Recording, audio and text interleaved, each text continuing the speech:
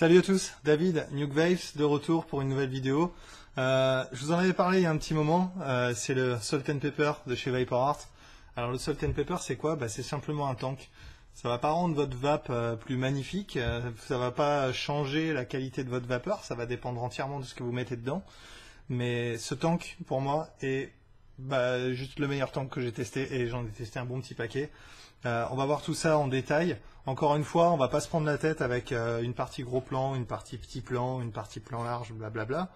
Je vais rajuster mon PAPS un peu 2 secondes.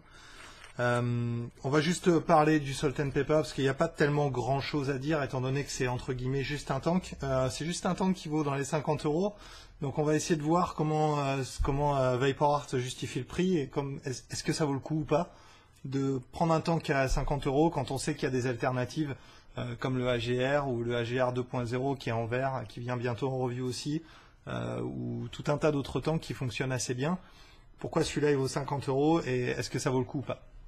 Donc, on va commencer par les matières et de quoi il est fait. Donc en fait, le Salt and Pepper c'est un tank en 22 mm à la base, que vous pouvez avoir en 23 mm si vous prenez la version Pro, avec les caps qui viennent par-dessus le verre, donc ça fait à peu près 23 mm, ce qui va très bien sur le ProVary.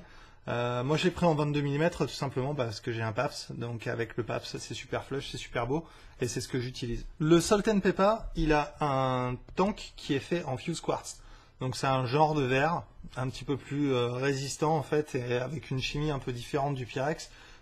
Sur ce verre, vous allez voir en gros plan, il y a le logo de Vaporart qui est comme en relief en fait, il n'est pas gravé dans le verre, c'est plutôt un relief par-dessus parce que c'est tout simplement moulé quoi. Voilà. Et sur les bords du tank, ils ont fini le bord du verre en fait en le brûlant avec une flamme, et ce qui fait que ça fait un fond bien plat, bien lisse, et pas un truc comme si on avait scié du verre quoi. Pour les top caps, c'est du 316. C'est de l'acier 316 certifié EU. Les O-rings, c'est des O-rings Viton, pareil, c'est des très très bons joints. Vous avez 2 joints de chaque côté pour les caps et 2 joints à l'intérieur, en bas et en haut. Donc au niveau joint et fuite, on est à peu près couvert. Vous avez encore des joints par-dessus, donc sur ce système de remplissage, c'est ce qui fait le SNP en fait. Donc on va voir tout de suite le système de remplissage vu d'en haut. Donc il suffit de simplement dévisser cette partie qui est là-haut. Ça expose les trous pour remplir, on remplit, et ensuite, une fois qu'on a fini, on referme, et c'est parti mon kiki, on est reparti pour la vape. Donc, évidemment, le Salt and Pepper, direct quand on voit sa construction, on se dit killer. On se dit ces genres d'atos reconstructibles qui sont faits pour aller dans des tubes cartomiseurs, mais qui sont extrêmement chiants dans des tubes normaux, puisqu'on ne peut pas les coulisser en dehors pour remplir comme on ferait avec un cartomiseur normal.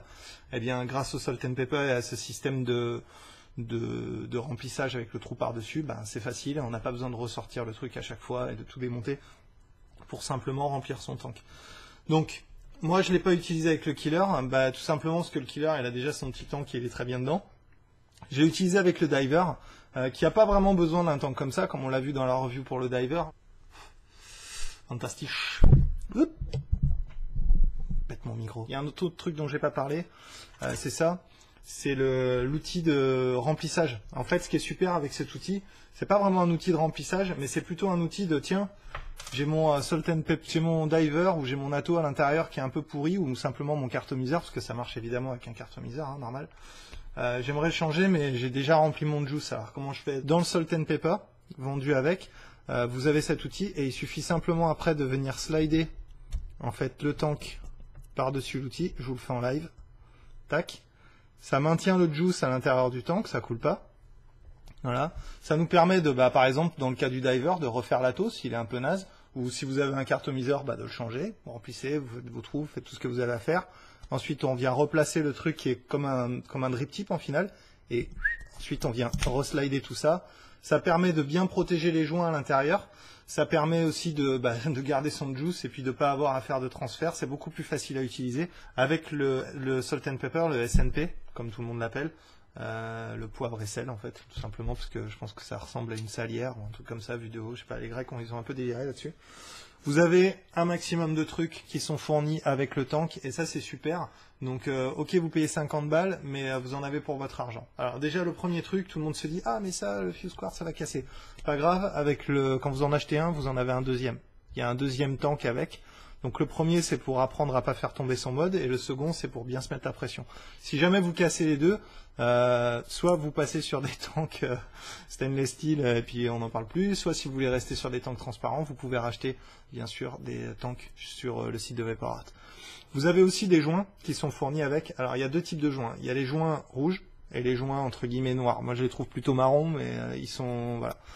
Donc les joints rouges en fait c'est des joints qui sont plus lâches, qui sont ajustés un peu moins serrés, qui vont vous permettre d'utiliser le killer à l'intérieur du SNP assez simplement en fait. C'est-à-dire qu'en remplaçant les joints, en mettant les joints rouges là, c'est-à-dire en bas, vous pourrez après tourner le verre, vous pourrez visser votre atto sur votre mode, et ensuite vous pourrez ajuster l'ouverture avec le juice flow sur le killer. Pour ceux qui ont un killer, ils le savent. Vous pourrez ajuster et sélectionner où est-ce que vous voulez que ça tienne et où est-ce que vous voulez que ce soit lâche. Donc ça c'est pas mal. Donc avec le SNP vous avez tous les joints fournis en double, c'est-à-dire vous avez les joints en noir qui tiennent bien, les joints entre guillemets voilà tight, et les joints un peu plus lâches qui sont rouges. Voilà. Donc vous pouvez ajuster après en fonction de l'atto que vous avez, de ce que vous mettez dedans. Et si vous par exemple vous changez souvent d'atto ou souvent de tank, je vous conseille de mettre les joints rouges à l'intérieur, ce sera simplement plus facile à bouger. Là avec les joints noirs qui ont été lubrifiés par le passage que la démo que je vous ai fait à l'instant là, c'est pas voilà, c'est pas une mince affaire, et en tenant le mode par le tank, ça va pas glisser comme à l'instar d'un tank SmokeTech ou voilà. Les plus, vous avez plein de matos fournis avec, vous avez le carto driver, ce truc là qui permet de remplir facilement. Vous avez un autre tank en plus qui est fourni avec, vous avez tout le set de joints, vous avez pas mal de trucs. Voilà. Si vous avez un ProVary, je vous conseille de prendre la version Pro, donc c'est à 23 mm avec les caps qui vont aller bien au-dessus et qui vont faire un joli look bien finish. Si vous avez un mode en 22 mm, donc comme par exemple un JP Paps ou pas mal de modes, il y en a beaucoup qui sont en 22 mm, alors à ce compte-là, je vous conseille de prendre la version 22. La version 23 cache les joints, voilà, et la version 22, on voit les joints, on a les joints qui sont apparents. Je trouve pas ça particulièrement laid, et puis voilà, j'aime beaucoup quoi. Donc voilà, les moins, le prix. Le prix, c'est un tank qui est assez cher pour quelque chose qui va pas du tout changer la qualité de votre vape. En effet, ça fait un petit peu cher pour un tank, ça va pas être pour tous les budgets. Et la disponibilité. Là, sur le site de Vaporart actuellement, ils sont hors stock. Donc comme la plupart des trucs de modeur, il faut être patient, il faut guetter les nouveaux batchs. Mais heureusement chez Vaporart, ils ont quand même un rythme assez soutenu. Donc on a des batchs assez régulièrement et ça nous permet d'avoir le matos quand même pour les sphéroïdes et tout ça. C'est des choses qui sont un petit peu plus dures à acheter que disons un Vivinova ou un ProTank. Mais ça reste quand même... Voilà, c'est des prix qui sont pas complètement astronomiques et c'est des choses qui sont quand même assez faciles à choper pour peu qu'on s'y intéresse un peu. Si on a un copain qui est un peu de la partie, il peut vous donner un tuyau et puis vous dire ah bah tiens il y a un nouveau batch. Éventuellement si j'en entends parler, je publierai sur le Facebook le prochain batch. Voilà, c'est pas une promesse, je vous le dis. Si ça se fait, ça se fait. Si ça se fait pas, tant pis. Voilà. C'est tout pour maintenant parce que je vais tourner plein de vidéos à la suite, donc je risque on risque de se revoir dans pas longtemps. C'est tout pour le Salt and Pepper en tout cas. Comme d'habitude, retrouvez-moi sur le Facebook, facebook.com/nukevape ou sur YouTube. Abonnez-vous à la chaîne pour pas rater les prochaines vidéos et laissez-moi un commentaire, ça me fera plaisir d'y répondre. Voilà. Et en attendant, on continue de vaper.